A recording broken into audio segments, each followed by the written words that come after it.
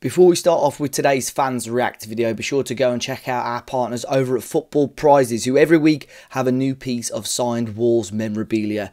This week it is a Steve Bull signed and framed shirt, so be sure to go and check out the link in the top of the description to get involved in this week's prize draw.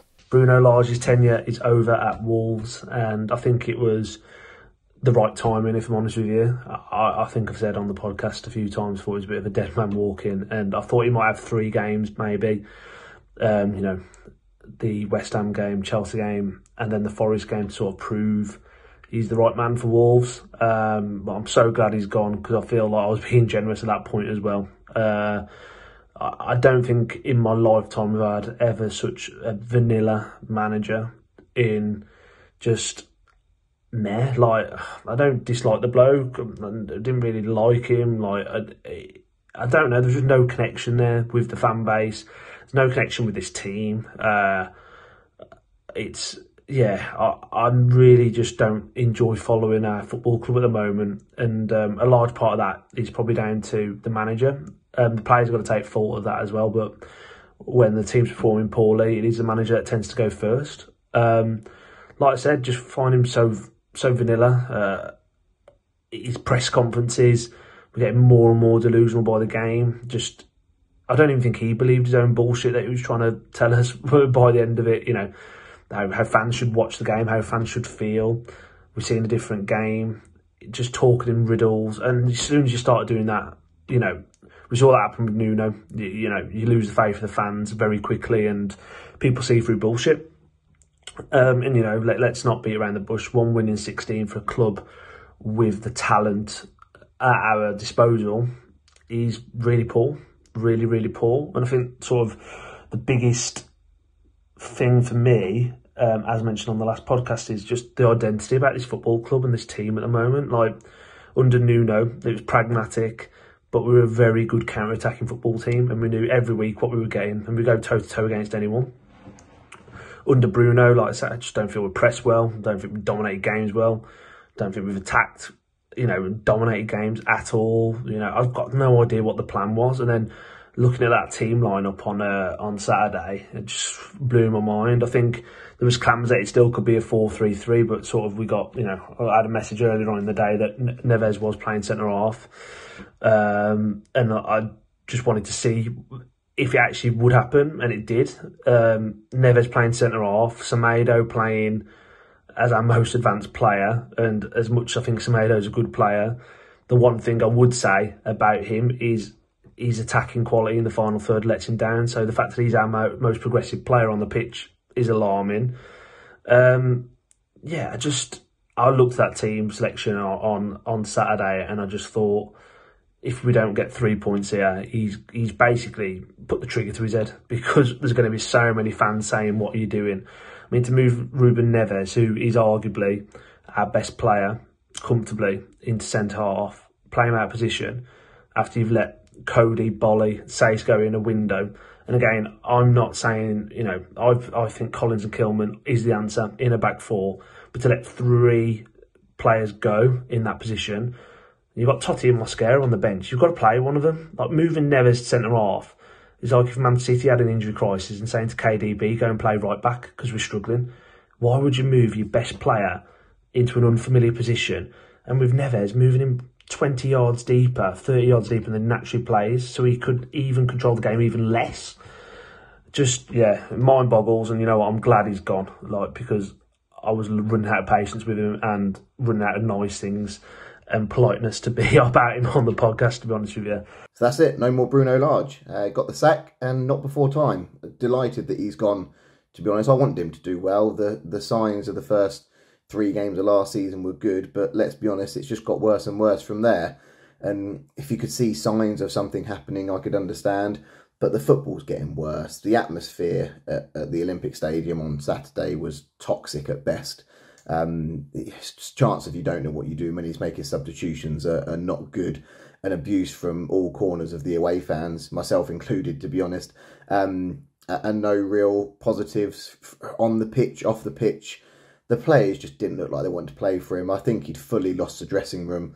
I can't believe his tactics were just to hold the ball around the back and walk around and create no space. I mean, we saw what happened when Diego Costa come on, because he had that will and that desire, but I just don't think the other players did. And I've said it a few times this season, but the amount of times we get into attacking positions and the supporting players just aren't making the runs. A few times this season, just Neto could have just busted a gut, got in the box and got on the end of something. Just not interested. And as for comments about he playing Neves at the back because he wants to control the play, controlling the play with your own back four is a complete nonsense, and everyone can see that. So, yeah, completely lost the plot for me, Bruno. About time he went. My only concern now is who we get in. I think anyone that can bring the dressing room together and get a tune out of these players will be somewhere, obviously, on the right track. And I don't think it's going to take that much to get these players firing. There's some real good quality players in there. They just need a manager they can get behind and lead and move forward.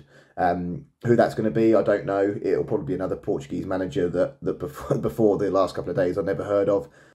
So since January, out of a possible 84 points, Bruno only obtained 32. We averaged 1 goal a game, but we also averaged, 0.3 goals conceded in that time. So, I don't know, it just really, writing was on the wall for Bruno. And to be honest, it's not really a surprise for anyone that, this sacking has come. For me, it probably should have happened sooner rather than later, especially after Bournemouth away. But someone had to pay the price for this horrible start to the season, and Bruno's got rid of pretty much all of the players from last season, as a lot of the fans, myself included, saw that it was the players that were the problem. We thought it was the players that were the problem, not the management. I think that there was a lot more grumbles, especially towards the end of last season, that Bruno might not be the man. The form from last season has rolled over in towards this with a completely new squad, and he hasn't shown the character that he was going to, get us up in the table, and he has to pay the price, and he has to go. If you look back from when he first came in, the Portuguese press were absolutely raving about what he was going to do with Wolverhampton Wanderers. He got this young, talented team, and it was going to be interesting to see how he was going to integrate it. And as soon as he came in, in those first 3 games, we thought, Jesus Christ, we've got a manager here. He wants to play attacking football. He still wants to try and... But the thing is, we weren't defensively solid at that point, and then we changed the system, and we never looked like horrendous, but I'd never say that we was, totally outclassed, really, and we weren't bossing games. I can name 2, maybe, that we absolutely bossed. I think it was Watford at home, and I think it was Spurs at home. We absolutely dominated them, but unfortunately we didn't come away with anything that day. There's always a turning point, though. After we just had an unbelievable January, we play Arsenal away. And, basically, from there, he never really looked like he recovered from there. And it just looks as though he didn't have a clue what we was doing. I mean, we've gone from being genuine contenders for the Champions League, and as soon as a bit of pressure was on the players, we bottled it. And Bruno's tactics were absolutely horrendous as well. But some of the decision-making not to play some of the youngsters when, the experienced players were letting him down week in, week out, yet he still didn't want to change his ways. He was way too stubborn. Coming into this summer, we've all gone, there's a transition towards a 4 at the back, and this is going to be a proper transitional season. And to only score 3 goals in 10 games is absolutely embarrassing. I think I saw a stat recently that Burnley, who got relegated since April, have scored more Premier League goals than us. That really is worrying. And we didn't look like scoring in games. As soon as we went 1-0 down, it seemed like we didn't have a clue. And his decision-making for substitutions was always a bit of a question mark. You could argue there was 1 or 2 selections that you could go, okay, what is he doing, especially last season. This season, I mean, to put Ruben Neves in a back 3 with Johnny, that almost just screams out insanity, that he hasn't got a clue what he's doing. He wanted to go to this 4 at the back system, and yet he then persisted with a 5 against West Ham, who, let's not forget, they didn't exactly start off this season well, and David Moyes was under an immense amount of pressure, and they absolutely battered us from pillar to post. I think for me, it says an awful lot when, the away end was absolutely toxic at full time. And the way the players were, quite right to be, and Bruno not even going and acknowledging us. And then to come out in the press and said he's never, I think it was on Match of the Day, he made a statement along the lines of, since we played with a striker, we haven't lost a football match. It's like, well, you don't have a clue what you're doing anymore. And the writing was on the wall, and I'm glad that he's gone. So he has gone. Bruno Lage has been sacked by Wolves, and he's no longer now the Wolverhampton Wanderers manager. First thoughts, happy about it. Is it a bit late? I think so. I think what we really should have done was looked at the results towards the end of last season and thought, something's not quite right here. And then especially after the first couple of games, definitely. Yeah, we were a bit unlucky not to get some wins, but ultimately it comes down to the tactics as well. That's not happening. So yeah, let's have a look back at his time at Molineux.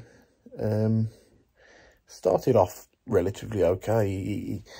He came in and had the players that were left by Nuno and Jeff Shea, and he did okay with the players that he was dealt with. You know, we had a really good start to the season, I thought, last season. With us coming, you know, the first 3 games, we didn't get a win. But we played Man United and Tottenham. And really, realistically, we should have won both those games. But he then started to show a bit about what he had, really. With those first 2 games, the way that he played was exciting to watch. It was attacking, we were pressing. Everybody looked invested. They really wanted to, you know, get forward and do well for the team. And that carried on up until, realistically, what happened at Leeds.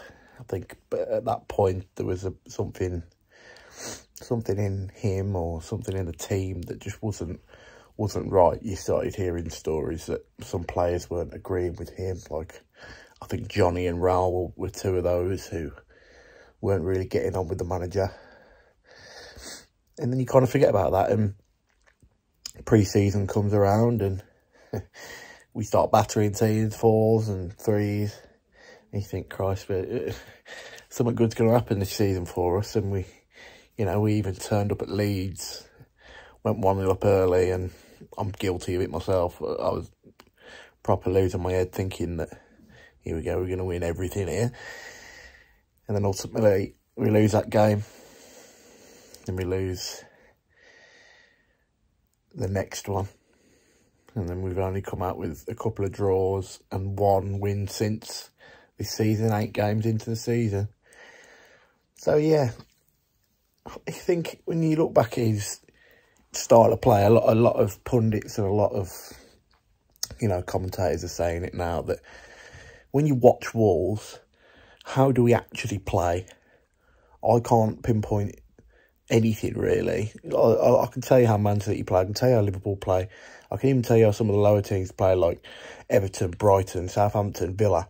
I can tell you how they play. I can't tell you how Wolves play. There was no identity there.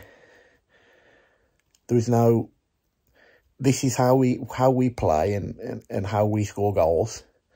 And I think the identity probably was there, but we couldn't see it as fans because we weren't getting the results for one, and we weren't scoring goals. And a little part of me does feel a bit sorry for Bruno, really, because he come into this season, he was backed heavily, spending 115 million, but to only score 3 goals and win 1 game is not good enough from 115 million spent. So ultimately, it was time to let him go. If you look back at last season as well, but you look at the injuries that we've had this season in you know, some of the new lads that have come in, and Chiquinho, one of the most exciting players. Raul's not fully fit. We've just signed a 35-year-old Diego Costa. You know, he's had a bit of a harsh run on the old transfers, but ultimately, you should be able to do something and create chances and score goals with what you've got in front of you.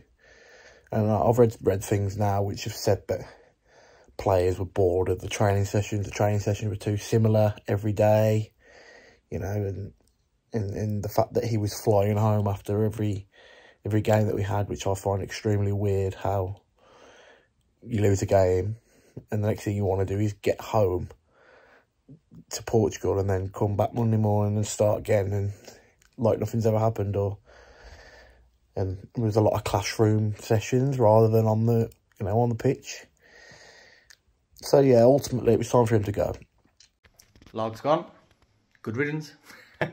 No, I say good riddance, but I think when he first came in, I was quite excited. I saw the things he'd done at Benfica in his first season and thought, right, we're going to actually play some attacking football.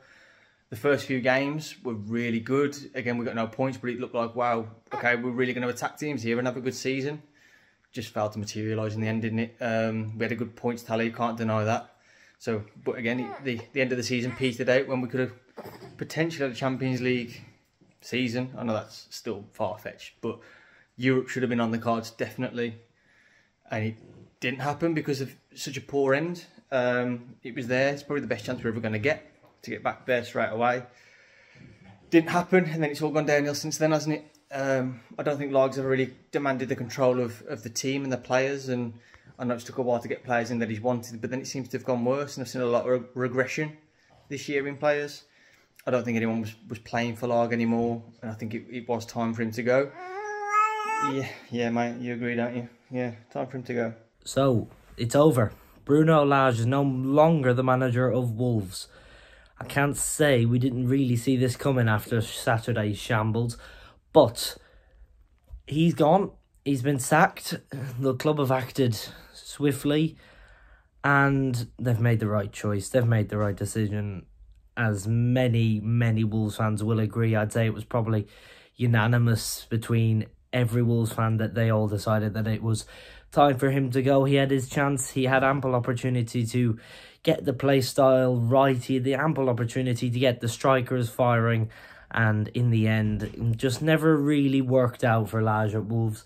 It was promised so much, but delivered very little, really, in the 18 months or so that he was at the club. It was promising, certain times, definitely.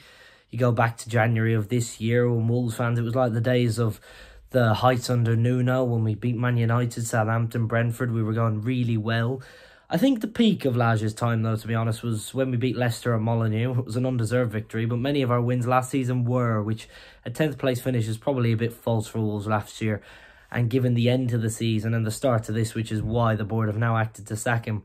But that win against Leicester, I think, was the highest Wolves. They got up to 5th or something like that. And we're definitely knocking on the door of the Champions League places after that started last year. And the attacking style, we scored no goals in the first 3 games. I'll always go back to them because they're a really good gauge. And I think that was what Bruno Lage was trying to do when he first came in at Wolves. Get us on the front foot, get us attacking. But we counter-attacked well in those 3 games as well, whilst controlling all 3 of them.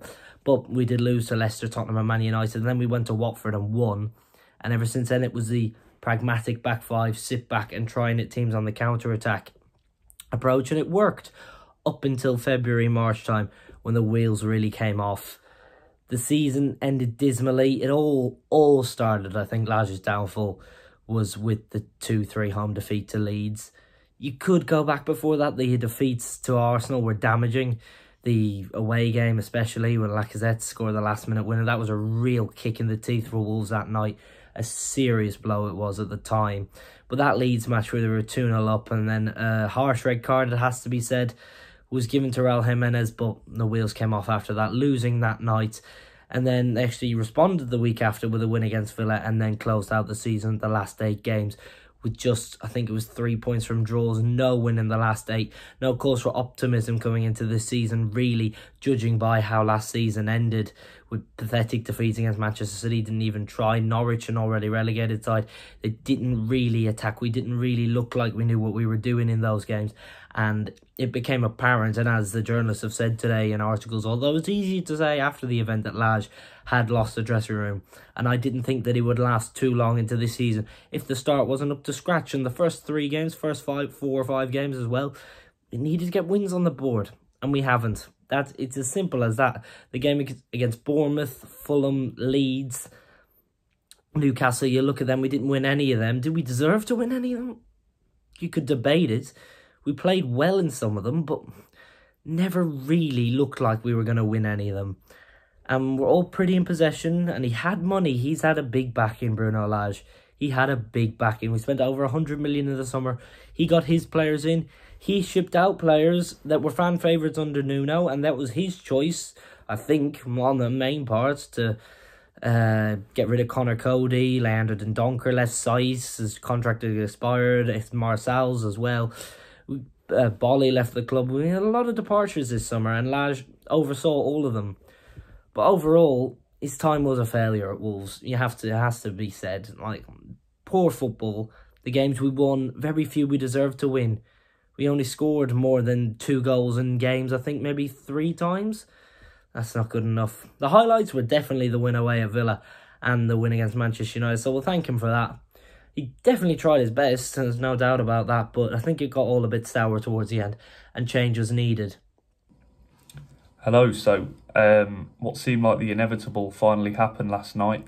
Bruno Lage was dismissed from Wolves, and for the best, I think, on the most part. I think there were a very, very small minority of fans that would have been content with him staying. Not happy, but content with him staying. Don't know why they might have thought that would be. I mean, he's got next to no credit in the bank if you compare kind of his achievements to the likes of Nuno. Like Matt and Dave said last night, he probably had 2 or 3 memorable games. We talk about Villa away, we think about Man United away, but apart from that, it's been very, very little to talk about. It's been very uninspiring and nothing what we expected from the Bruno Lage that was in charge of Benfica. It's unfortunate the way it's come about, because it really does feel like he lost the dressing room, and I think he must have lost the dressing room a lot earlier than what Wolves fans may have thought. We heard through rumours last year that there was a kind of a disagreement or a kind of a training ground spat between Jimenez and Bruno Lage, and Johnny was kind of involved in that as well. And that could have been the moment. We don't know. Of course, we'll never know. He's gone now, but that may have been the moment where everything kind of went south. But he was never able to integrate his ideas. He was never able to get the team to play how he wanted. And I don't know what that comes down to, whether it be a case of not having the personnel he wanted quickly enough so he couldn't kind of implement those plans, those ideas, those tactics, or whether the players just didn't want to play for him. It's probably a mix of the two. But it is unfortunate. But, you know, the game of football is ruthless, and you have to take risks, and this calculated risks at the most of the time, sorry. And I think this is the right time to do so. If you'd left it longer and you could have got to the World Cup, and you'd have a lot of players out on international duty and not available, so you'd have a manager trying to work with the kind of what's left of the squad. It's not the most ideal way to come into a team or try and implement your ideas or as a new manager. So I think getting them in now and getting them in as early as possible still gives them that time before the World Cup to really galvanise the group, because that's what's needed. There's no passion. There was no kind of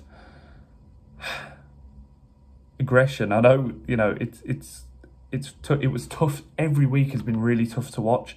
It's been difficult to watch these players kind of for these icons of this generation, my generation. You know, you've got Ruben Neves, is the Jimenez, the likes of those, and the João Moutinhos, who I grew up falling in love with, and they made me re-fall in love with football. And I know Neves is our captain, but hearing him talk about players not training properly and things like that, it's difficult to hear, because these were the people we fell in love with. These were the people that reconnected us with a team that we could really get behind. And as well as a bulk of them moving away onto bigger and better projects such as Jota and the like, we've kind of been left. We've been left, and we've become unstuck in a sense. I think these players a lot of them believe their own hype a little bit too much. They're not as good as what they think they are, they're not as good as what we think they are, unfortunately. And maybe that has to, maybe the fans, me included, need to reevaluate what we think we can actually achieve with this squad and with this crop of players. But it was clear that Lage wasn't the man to take us forward. It could have been a horrendous season ahead if he had stayed 2-3 games longer even. So the right decision has been made. We will see what happens in terms of new managers to come in. I'm not that excited by Lopetegui. I'm not excited in the slightest by Martins. I wouldn't mind Ruben Amorim, but that's a risk on a young manager again that I would have to pay a release clause for that. So financially, Fosun won't be bothered by that. So we'll see what happens. Problem is there aren't too many realistic options for kind of progressive and exciting football for us at the moment. So maybe we just need to see out a season of more kind of attritional football just to get to where we need to be, and then we can start again. But yeah, it's no one ever wants to revel in the news of someone losing their job, but I think for the football club and for fans, we'll all agree that it was the best move going forward. Look, I think when you're looking at replacements for him, there's a few names that stick out. I think Ruben Amorim is the one that you know, he's probably Fosun's first choice, I'd say, how well he's been doing with Sporting Lisbon. I just can't see for the life of me Fosun paying that release clause. If they do, great. If he's your man after you spent over £100 million in the squad in the summer as an investment, you've got to go again, because you know the value of Wolves is tanking at the moment. So if you really back your investment, you're gonna have to invest again and take the plunge and pay it. Pedro Martins interests me a little bit as well. I think some of the social media clamour is a little bit unfair on Pedro Martins. I think it's more so the fact of not his stature and capability as a football manager. I think it's just Wolves fans are so bored of Portuguese managers. And that isn't saying that, look, at the end of the day, if he's the right person for the job, get him in. I don't care what nationality you are, get them in and do a job. But I'm just, that model of, buying Portuguese, having Portuguese managers, it's getting a bit tiresome, to be honest with you. I think it's probably, or arguably, the biggest appointment in Fosun's existence with Wolves at the moment. I think they've got to get it right. Really got to get it right. I feel like if we are still clamouring around for points come that World Cup winter break, you don't want to be in that bottom three, sitting on like 4 or 5 weeks of being in that bottom three. It's just so uneasy and not something we want as a club at all. For me, I think if I could have my way with it, obviously Lopetegui is an obvious one, and again I wouldn't be disappointed with him. The one that really intrigues me is Postecoglou from Celtic. I think that there will be people who sort of look at him as playing in a 2-person league, and yeah, there's a bit of snobbery towards Scottish football. It isn't as strong as the Premier League. It's not even a debate. But I think what he's done at that club in terms of the football they play, some of the results have been getting. I watched them against Rangers the other week, who, look, let's be honest, Europa League finalists last season, and they battered them 4-0. And the football's great. Got some good players there I really, really like as well. And the brand and the style of football and the identity Celtic have got is something I'd like to see at Wolves. Front foot, attacking, aggressive footballers. And that's what I'd love to see at this club. Please, Fosun, get this right. Because if you don't, we're in big trouble. Keep the faith, up the Wolves. Obviously, a few names being chucked around. I'd like someone that's done it before in the Premier League and at least given a decent account of it. Obviously, a Poch or a Tuchel would be ideal, but I think that's probably pie in the sky. I'm not sure they would come to us, especially we're in the bottom 3 at the moment. I know we spent 100 million in the summer as well, but the books were kind of balanced really with the outgoing, so it's not like we're a big ambitious club spending loads of money, although the investment has been there.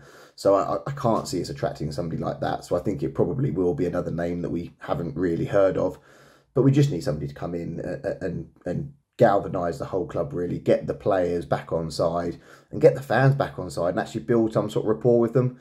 that was the most disappointing thing, I think, from Bruno on Saturday, was that he never even crossed the halfway line, come anywhere near the fans. And I know he would have got abuse, and he knows he would have got abuse, but do you know what? If you've made mistakes and you're in the wrong, just front up, take it. I remember Kenny Jackett and Mick McCarthy, I think at Brentford and Stoke, for the two of those, got absolute abuse when they walked in front of the away fans. But do you know what? They still come and did it. And fair play to them for doing that, and ultimately turned it around, both of those following those games. But to not have that connection with the fans, he's always onto a bit of a loser. I know Nuno was a hard act to follow, but you think you would therefore try a bit harder and want to sort of get that rapport with them. And his press conference is absolute nonsense. He just talks rubbish and just tries to defend himself, really, more than anything else. So fingers crossed we get next appointment right. We'll have to wait and see who it is. But personally, quite glad Bruno's gone, and actually looking forward to the Chelsea game a lot more. Woke up Saturday morning just not really looking forward to West Ham at all. And I think that was the worst thing. The game just went the way that we all expected. But yeah, fingers crossed we get next appointment right, and onwards and upwards. As a replacement, Pedro Martins, don't get me wrong, he could be a good appointment, but I just don't think he's that man. It almost seems like it'd be a sideways step from what Bruno Lage was, where once again the Portuguese are giving us all hype and everything, and that's it. That's literally all it comes down to. I don't know, I just feel like Fosun shouldn't go down the George Mendes route, but you know they're going to go down the George Mendes route, because if you look at them for the past couple of years, that is the only thing we've banked on, and they're unfortunately the only things that have been successful, because they don't want to go out their comfort zone and appoint someone who's not exactly necessarily going to be a yes man. But I don't know. I just hope that Fosun can become, what's the word I'm looking for, you know, good for this club, because fair play, they backed Bruno, and now this is probably the most important decision that they've made since coming into Wolves, really. But it'll be interesting to see what happens next. And, you know, if it is Steve Davis and James Collins, then, you know, fair play to them. You know, getting the first, the game against Chelsea. But then after that, let's just go for another manager. And, you know, hopefully this isn't the start of our downfall again.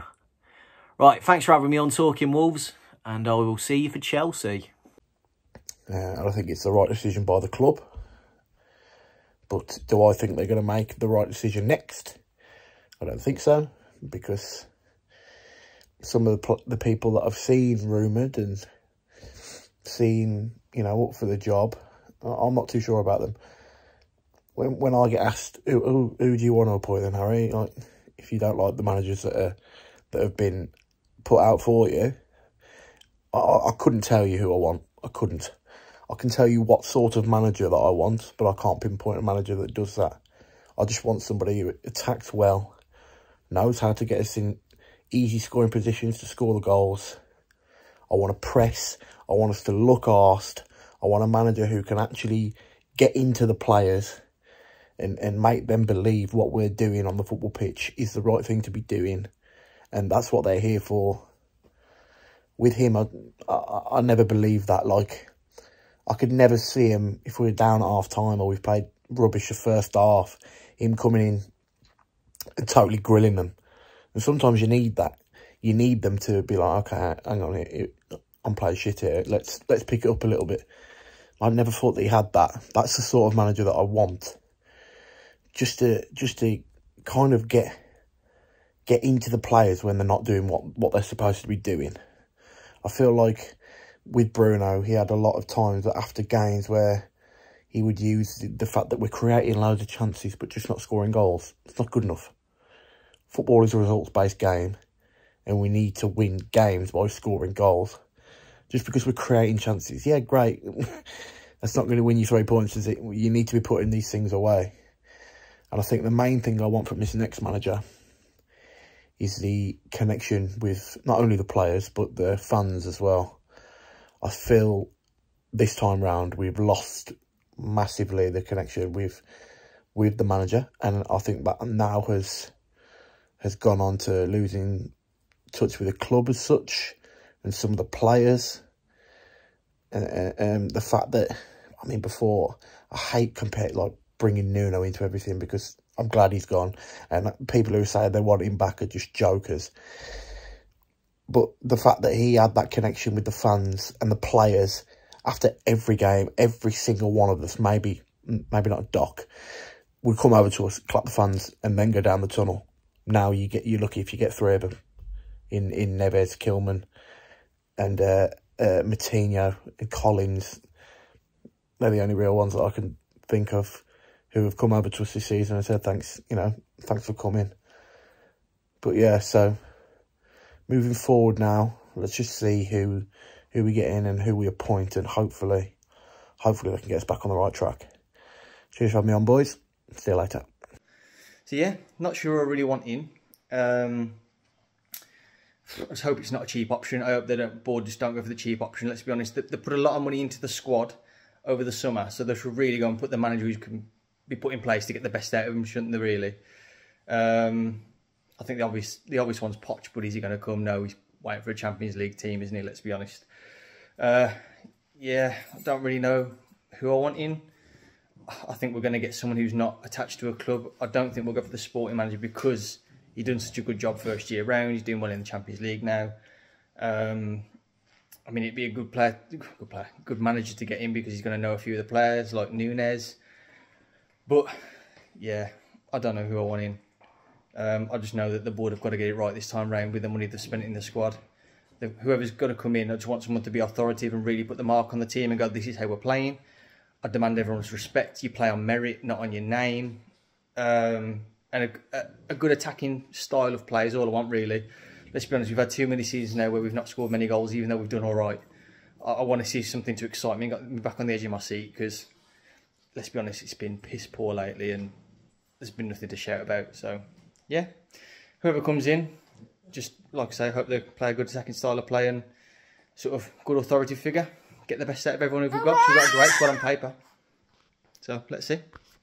As for who I'd like to come in personally, a lot of talk about Pedro Martins is probably the favourite. Ruben Amorim isn't happening. And I'd be glad to be proved wrong on that because I think he looks like he's got a good pedigree. He looks like a good coach, but I don't think that's happening. So it's between Pedro Martins and I think Julian Lopetegui. I'd have Lopetegui personally. I think he's got a good record. He was chosen to be manager of Spain in 2018. He was going to take them into the World Cup. He got offered the Real Madrid job. Didn't work out for him there, but he's a few good years at Sevilla. Although he's on the verge of the sack now, so hopefully they might pull the trigger and we can swoop in and get him. He will be my first choice. Pedro Martins is an impressive enough CV, but I have to be honest, it gives me shades of Lage all over again. Man who's done it in another country. He dominated with Olympiacos, but I don't know. It wouldn't excite me personally, but I would be happy for him if he came in. I'd give him my full support and backing, as I'm sure every Wolves fan would. But it does look like it's between Martins and Lopetegui at this stage. Personally, I'd go for Lopetegui, but to be honest, after Saturday, I'm just glad it's anyone but Lage in charge of the club now. But hopefully, a cause for optimism, cause to look forward and start enjoying Wolves football matches again, where we start attacking and maybe scoring some goals. Because without any goals, we're still banging trouble. We have a good run of games after this. Chelsea won, Forest, Leicester and the like in succession. So we need to start getting wins on the board, and hopefully with a new man in the dugout, that's the way to do it. So Bruno Lage gone from Wolves. Who will come in? That is the question.